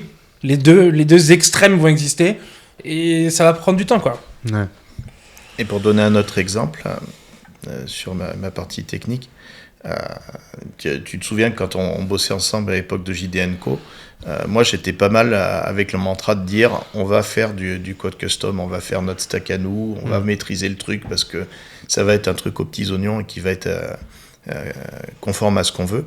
Là j'ai complètement changé mon fusil d'épaule là-dessus et j'aurais tendance à m'appuyer le plus possible sur des frameworks pour une raison toute simple. C'est que le framework qui, lui, a été fait grandement par des humains, et en tout cas testé par des humains, va amener une espèce de cadre de sécurité qui va régler en fait les problèmes qu'on pourrait avoir de failles ou de choses comme ça si on était avec du code généré purement par de l'IA. Et en plus, il va amener un cadre à l'IA pour que telle partie de code, on sait que ça va se retrouver dans tel répertoire ou tel autre. Parce que, encore une fois, le framework amène ce cadre qui a été réfléchi et validé par plein d'humains comme étant un cadre propre et correct et sécuritaire. Et l'IA va travailler dans ce cadre-là. Et le framework, en fait, qui devient finalement la colonne vertébrale de mon truc, est quelque chose qui ne pourrait pas être fait complètement par une IA. On trouve des choses hallucinantes techniquement, mais fondamentalement, qu'on soit en Python, en PHP ou en JavaScript ou ce que tu veux, ou on se retrouve avec des frameworks qui sont le plus souvent gérés par des équipes qui font de l'open source là-dessus et qui le font bien et qui amènent cette vraie valeur. Puis je pense qu'ils s'éclatent beaucoup plus à faire ça plutôt que de faire du pur service, mais ça amène ce truc où voilà, tu mises pas sur un seul bonhomme avec l'IA, parce que de toute façon c'est un bonhomme qui te coûte quasiment rien, mais tu vas faire ta A-team, ton équipe, et l'équipe elle va être constituée de... Là, pour telle partie, ça va être, je sais pas, un graphiste de talent qui va amener toute sa tâche, un illustrateur. Telle partie, ça va être de l'IA. Telle partie, ça va être un framework qui a été fait par tel autre. Telle partie, c'est toi et ton expérience qui va l'amener. Et de la même manière que quand on crée une équipe qui gagne, c'est pas que des clones. Là, ça va être tout ce panachage qui va faire le truc intéressant et où on va avoir une espèce de main dans la main entre des choses très humaines et des autres très automatisées. Juste pour le faire parallèle, tu vois, par rapport à ce que tu dis, c'est un peu ce qu'on répète depuis tout à l'heure, mais au final, là, sur cette notion de framework et de développement, c'est un peu exactement le même principe que ce qu'on disait tout à l'heure, par exemple, de la création de contenu, d'amener déjà sa base créative, d'amener ses contenus, etc., pour avoir cette assistance. Là, c'est exactement la même chose au niveau de la construction du produit et du code, c'est qu'on amène une base qui est propre, qui est sécurisée, qu'on sait qui fonctionne, et l'IA va s'appuyer là-dessus, et c'est ce qui va, encore une fois, faciliter les développements, d'où l'intérêt d'aller encore plus, aujourd'hui, vers ce type d'outils et qui plus est étant puis rassurer tes clients. Oui, et puis étant reconnu et très connu dans les notions, pour revenir un petit peu sur le sujet du SaaS, techniquement la technique c'est aussi une valorisation et puis ça appuie ce sujet là. Est-ce que vous avez en tête une feature ou un outil qui vous a particulièrement bluffé en IA, ou une utilisation où vous vous êtes dit putain là vraiment Moi, je suis super mauvais pour retrouver un truc précis quand on le demande comme ça. Moi, En fait, justement, je commence à avoir ce truc où nous, on a plutôt quand même pas mal l'habitude de l'utiliser, donc il y a des choses qui deviennent communes, et je pense que c'est plus évident que ça, mais Moi, c'est les MCP servers. C'est pas un produit en particulier, mais c'est un protocole. C'est le fait d'ouvrir la capacité à que l'IA elle sorte de son carcan pour pouvoir taper dans tel truc. Et là, ça amène des choses qui peuvent être assez bluffantes. C'est pas le MCP en soi, c'est juste le protocole qui a été défini par Anthropic pour dire tu vas appeler tel service comme ça. Mais ça ouvre tellement de portes qu'on est encore à l'étape zéro de tout ce qu'on peut imaginer qui sera faisable avec ça. Et depuis toujours, moi, dans ma carrière, j'ai vu qu'on fantasmait sur l'idée d'avoir des outils qui puissent interagir entre eux. Il y a eu 1000 générations de trucs, des brokers, des machins.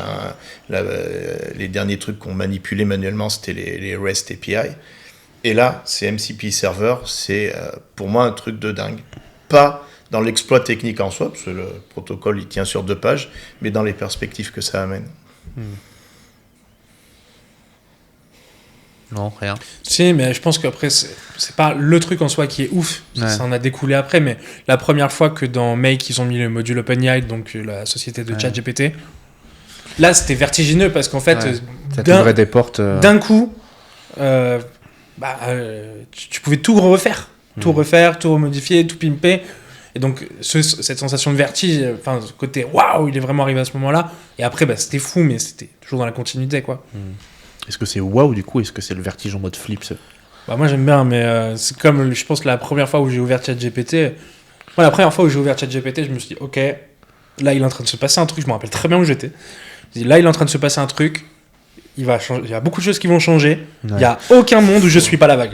Parce que justement, quand je préparais le podcast, j'essayais de me souvenir la première fois que j'ai touché à l'IA. Et en fait, à peu près comme tous les nouveaux trucs qui sont tendance, je crois que j'ai toujours du mal à rentrer dedans dès le départ. Et moi, au début, je crois que l'IA, je l'ai découvert avec l'API de ChatGPT. Donc, en développant une app, j'avais même pas utilisé l'interface encore. Vraiment, je répondais à un besoin.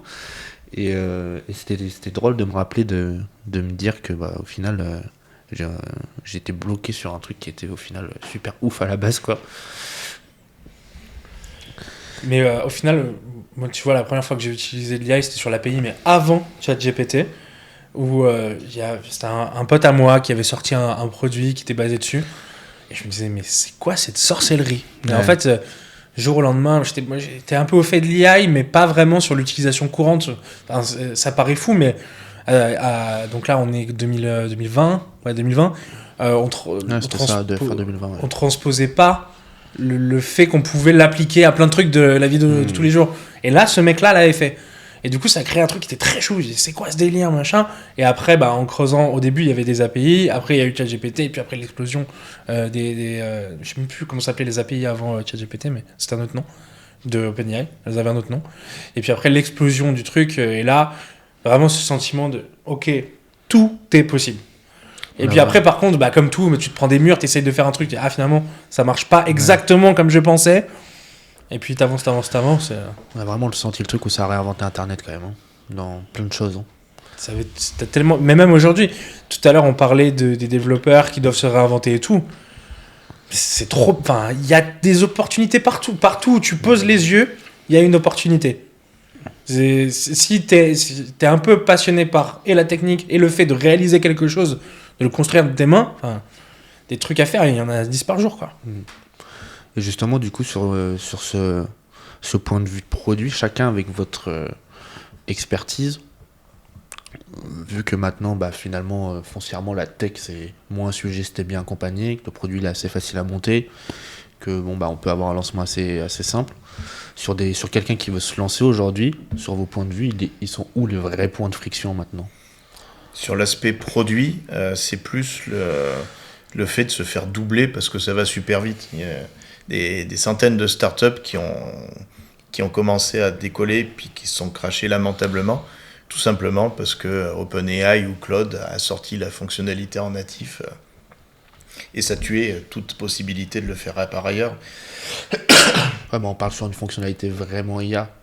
Par exemple, sur un outil plus généraliste ou, comme on le disait tout à l'heure, tu vois, quelqu'un qui veut lancer son produit, intégrer sa connaissance dedans pour mettre à disposition de ses élèves, par exemple, tu vois, il est où le point de friction maintenant, quoi, limite? Parce que là, depuis le début, on a quand même l'impression qu'on peut se dire qu'on peut faire ça presque les mains dans les poches.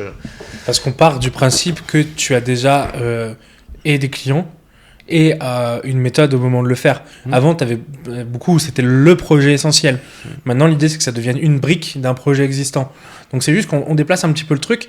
Et le point de friction qui était technique, en fait, maintenant, il est plutôt le fait d'avoir déjà une base de clients, prospects, communauté, d'où l'importance de communiquer pour n'importe quel corps de métier. Et donc, le corps de friction, c'est plus tellement d'avoir ce truc technique que... Je dis pas que c'est facile de l'obtenir. C'est simple, mais pas facile, on va dire. Mais d'avoir cette base qui te permet de tout de suite faire ton time to market, le présenter à tes clients, etc., c'est plutôt ça le point de friction aujourd'hui.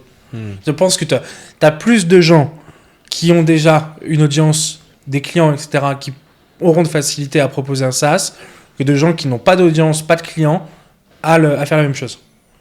Et à la fin, avec un produit qui réussit. C'est sûr.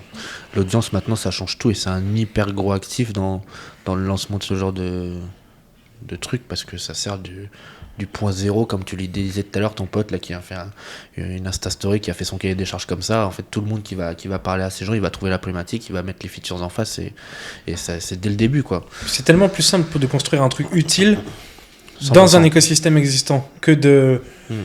Et c'est pour ça que ça change aussi beaucoup, parce qu'avant, tu prenais ton SaaS, tu disais, ok, j'ai eu une super idée, je vais venir révolutionner un marché, le point de friction, c'est la tech, je vais faire la tech et je disrupte le marché.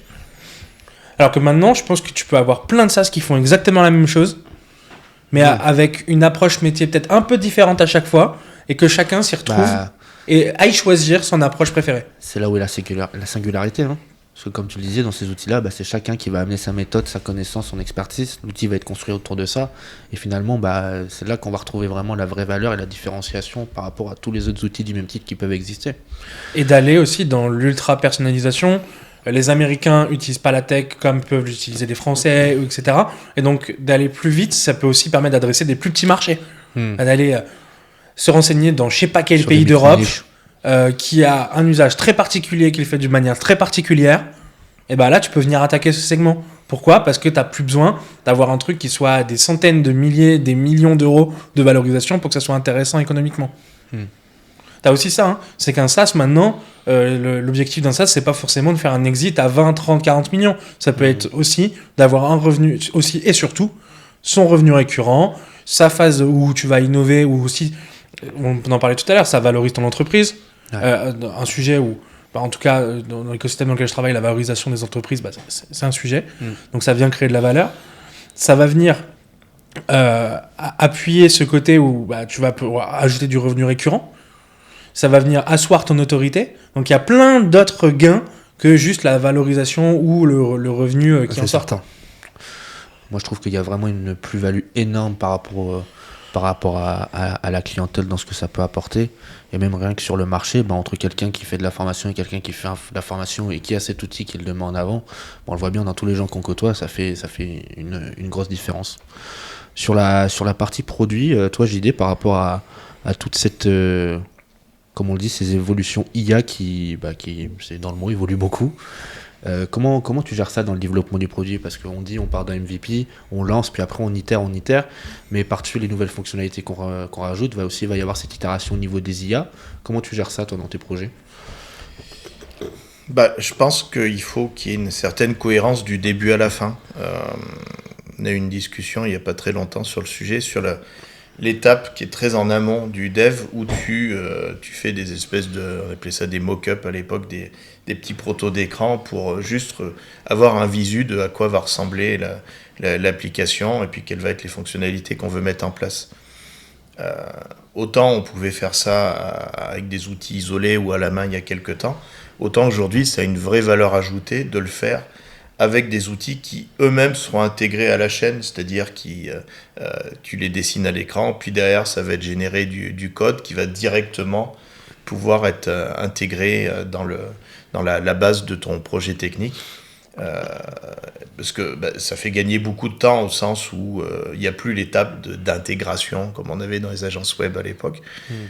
Les gars qui font du design, du web design, ils vont amener une vraie valeur ajoutée au moment du peaufinage pour amener quelque chose où c'est là où ils sont le meilleur en fait, et on les dispense de toute la partie qui était un peu rasoir de devoir passer d'une maquette à un truc avec du HTML basique.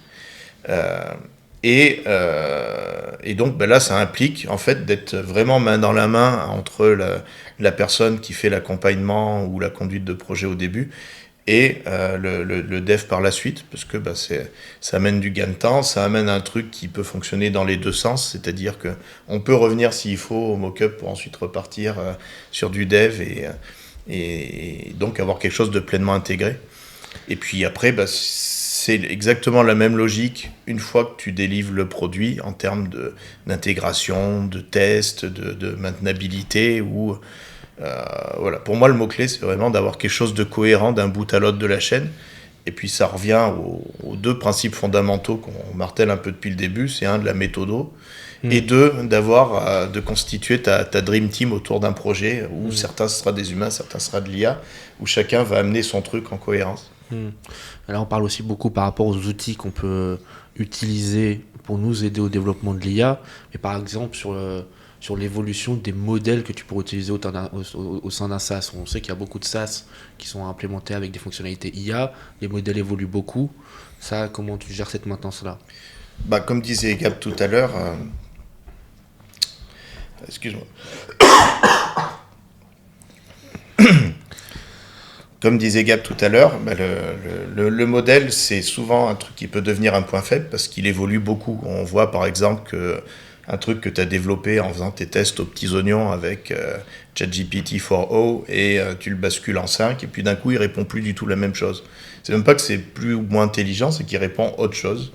Et d'un coup quelque chose qui marchait très bien dans les tests et où tu l'as lancé en prod, tout allait bien, puis d'un coup, quasiment du jour au lendemain, ça se met à plus marcher, ou plus avoir les résultats attendus, et puis on a des problèmes aussi le truc que je disais, qu'au bout d'un moment, quand il y a trop de contexte, il peut se mettre à délirer, ça peut arriver, puis ça arrive souvent en prod aussi, où tout va bien, puis d'un coup, ça part en vrille complet. Et là, c'est un vrai enjeu où on doit cogiter beaucoup et amener des réponses qui ne sont pas forcément simples.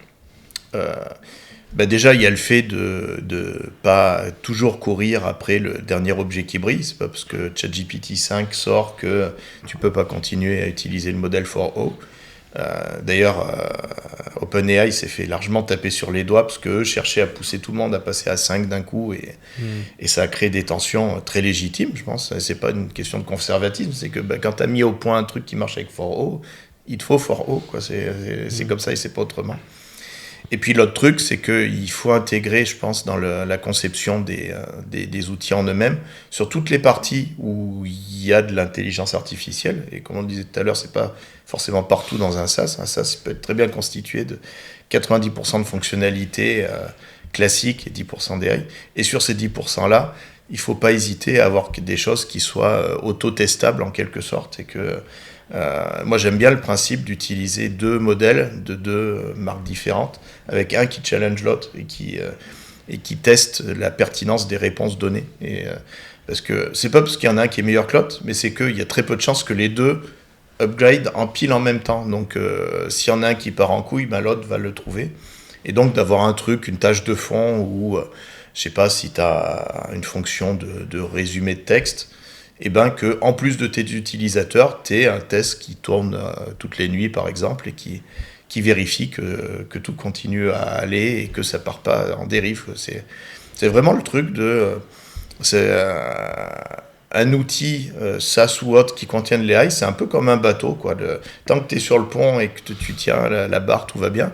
Puis quand tu vas te reposer quelques heures, il peut dériver au fil des marées, et puis tu peux vite te prendre un rocher ou un iceberg si tu fais pas gaffe. Et donc la contrepartie à ce côté très magique des fonctions AI, ça va être d'amener un peu cet auto-check-up de plus en plus solide. Et puis je pense que c'est grâce à des mécanismes comme ça qu'on va commencer à faire adopter ces modèles-là dans des grosses structures, des industries qui ont envie d'y aller, mais qui ont des craintes légitimes. Parce que, effectivement, de l'AI qui part en couille sur une chaîne de production, ça peut faire du mal, quoi. Il y a un gros sujet par rapport à la mentalité à avoir par rapport à ça qui n'est pas forcément évidente à avoir. Peut-être que toi, tu as des points un petit peu là-dessus, de voir des façons de penser, des états d'esprit qui ont évolué par rapport à ça, des craintes qu'ils pouvaient avoir qui ont changé. Faire les choses de manière utile, c'est-à-dire que c'est pas parce qu'on peut le faire avec de l'IA qu'il faut le faire. Des fonctionnalités, des fois, ça sert à rien de les pousser trop loin. Faut penser à la maintenance, donc peut-être que des fois, on va aller un peu moins loin, mais parce que on sait que c'est qu'on va faire en trop qui va créer de l'instabilité technique, et donc on va tout simplement, en général, en plus, il n'apporte rien, donc on va tout simplement pas le faire. Et c'est aussi, on disait, plus faire de testing en continu. Chaque feature IA, elle devrait presque avoir sa branche d'A/B testing de base et être prête à changer de modèle à tout moment. Et surtout que on fait quand même reposer des fonctionnalités clés sur des services externes. Donc c'est important de pouvoir garder de la souveraineté et de à tout moment pouvoir changer de l'un à l'autre. Ce temps qu'on passait pas forcément avant de mettre en place ces outils aussi qui vont venir le monitorer. Là, on peut plus en faire l'économie, en fait. Avant, c'était peut-être le truc en plus, le petit upsell. Là, en fait, non. C'est de facto, ça doit être dans le projet, quoi. Et il y a une autre dimension aussi qui est la donnée personnelle, où si tu prends des... Il a pris peur là. Mais vas-y. Ah non, mais ça fait partie des enjeux du truc. C'est vrai que quand tu contractes sur des abonnements payants, pro, machin, sur ces modèles, ils sont censés faire une certaine étanchéité sur les données que tu lui balances. Censé. Voilà.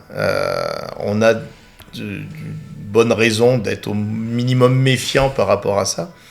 Et puis, une des réponses à ça, c'est que on arrive petit à petit avec l'évolution et des modèles et du hardware, avec des possibilités d'héberger toi-même tes propres modèles, où là, tu te retrouves sans aucun problème de confidentialité, en particulier quand tu as des données sensibles que tu veux faire manipuler par l'AI.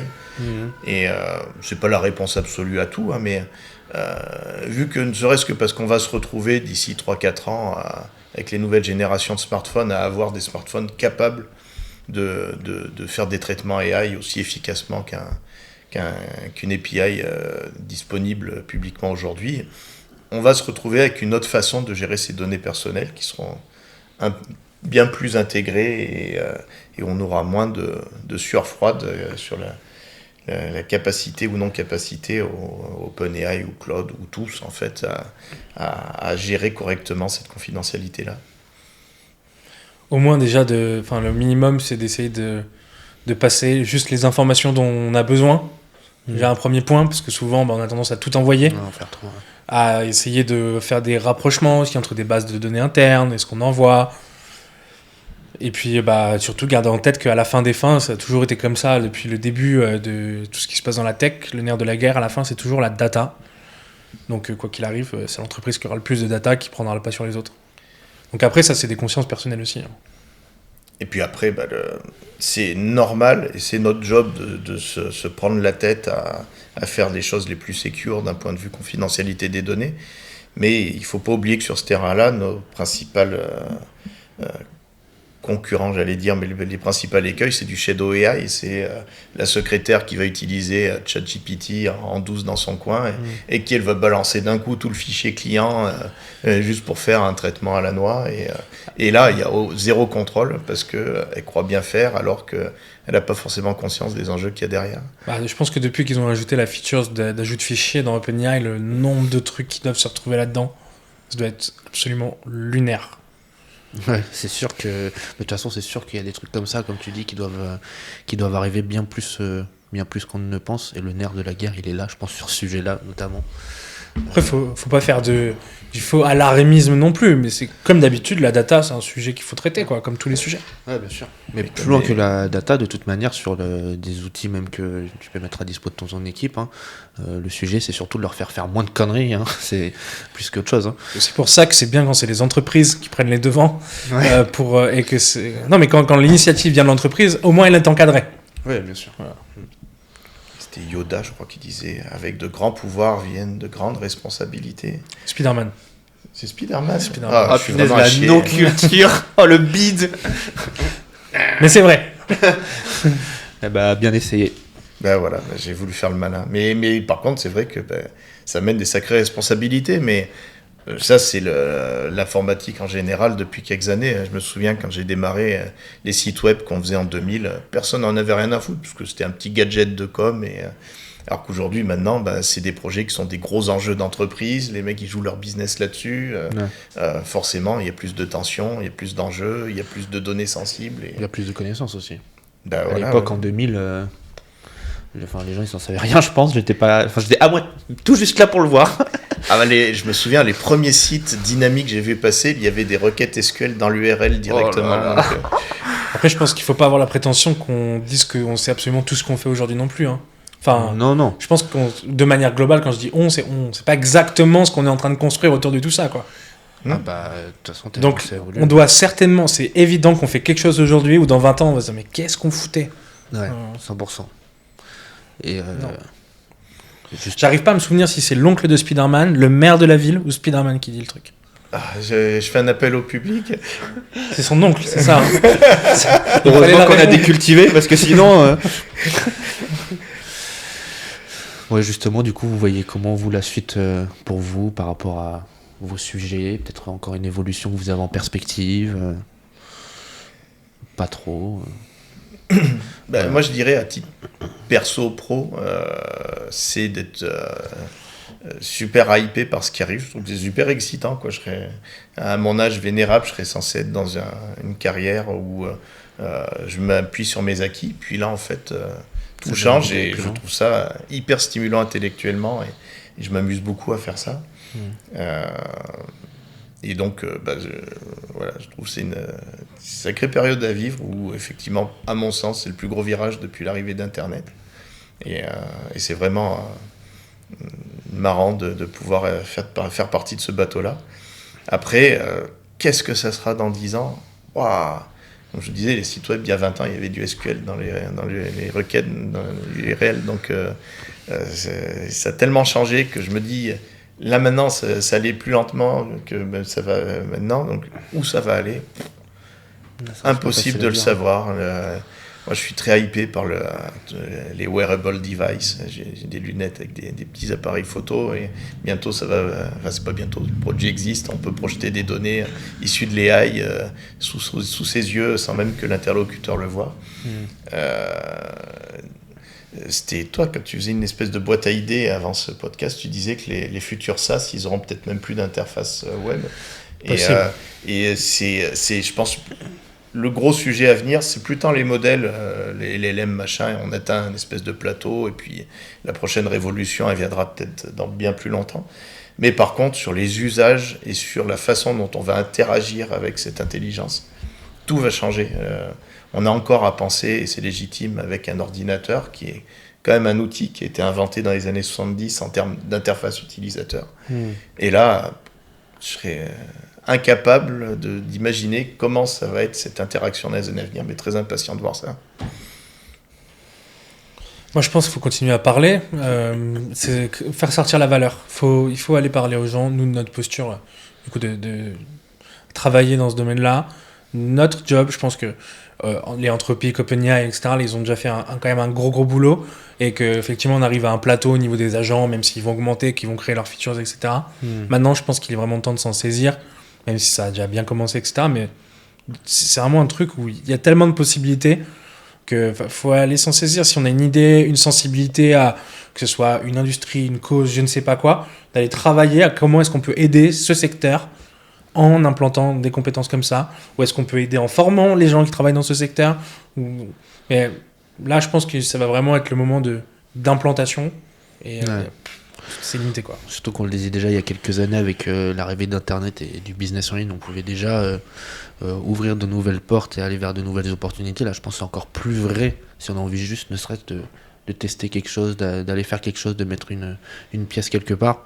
Bah là, on peut le faire ultra rapidement, avoir des premiers résultats, ou au moins un premier jet, et je pense que c'est le truc cool derrière ça.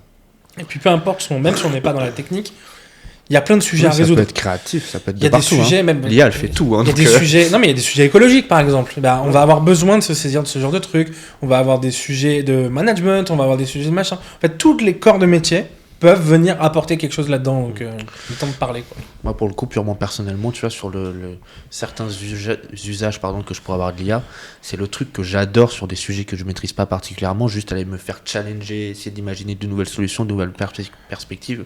Et rien que ça, je trouve ça hyper excitant de ce point de vue-là. L'un comme l'autre, quand j'ai voulu vous initier aux joies de l'entrepreneuriat, je vous ai traîné à des startup week-ends. Ouais. Vous y alliez au début dubitatif, vous êtes ressorti enthousiaste parce que le message c'était tout est possible. Et là maintenant, tout est vraiment possible pour des jeunes qui en veulent, qui ont les bonnes idées, qui ont la niaque. Et c'est un moment génial pour vraiment foncer dans des choses très intéressantes. Trop bien. Bon, je pense qu'il est temps de terminer notre magnifique podcast. Je pense qu'on aura fait un beau tour d'horizon. C'était très chouette de rassembler la team une petite fois, qui plus est dans un bel environnement. C'était une belle expérience, j'ai trouvé. Nouvelle expérience. Et c'était chouette de faire ça avec vous. Ben oui, et puis nos fans innombrables, ils nous voyaient plus ensemble, donc ils pensaient que on se faisait la gueule et tout, mais non. C'est un peu ce que je dis depuis le début quand même. Hein. À chaque fois que j'en parle, oh là là, ça m'énervait et tout. Ouais. Non, pas du tout. C'est toujours un plaisir, puis on voit que tout va toujours bien et que c'est chouette. On a encore des petits projets à faire comme ça ensemble, donc c'est chouette. Si par hasard les gens ont envie de vous contacter pour vos sujets de prédilection, c'est qu'ils peuvent vous retrouver. Bon, Instagram, LinkedIn, je poste des stories quand je m'ennuie pendant que l'IA génère des trucs pour moi en général. De ouf, on voit des trucs popper. Nouvelle IA, génération de 200 ads en 5 minutes. Et monsieur ? Ouais, pareil, LinkedIn. On mettra les liens. Et pas LinkedIn. Ouais, pardon, c'est vrai que on est avec quelqu'un qui est déporté au Québec maintenant, alors il faut faire attention aux prononciations anglaises, sinon on se fait taper sur les doigts. LinkedIn. Mais non. LinkedIn.